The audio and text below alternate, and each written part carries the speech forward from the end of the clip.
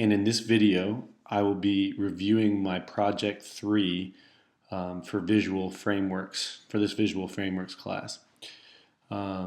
First thing I'll do is demo the project. This project was definitely the most challenging project, but it was very fun, and I enjoyed the challenge, and I was able to get everything working, which is it's always good to have that satisfaction at the end. So for the project, it's a 3-window application. Every window has a title.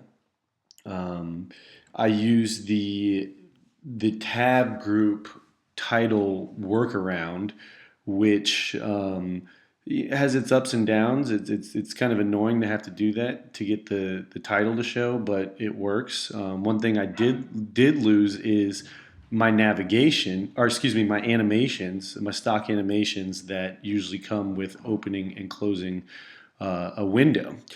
That is one thing I noticed. So that wasn't cool. But it's just as the project warranted. It was. I have a event listener here that when you click on it, it displays my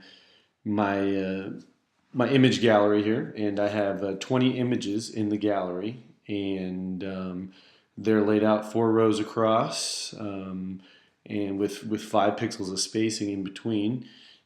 It has and it's laid out, and the images are laid out from the file system, from my file system. I created an array with them and laid them out right here, and they're laid out in a vertical. It's a vertical scroll view with a container inside of it with a horizontal layout. So it has the horizontal layout for the images, but a vertical scroll view.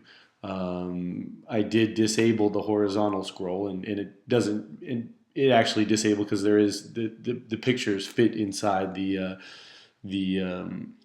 views inside the platform width. Now they are, as far as the logic goes, I set it to the platform width with a couple other different pieces of logic in there right over here to for the spacing and stuff like that.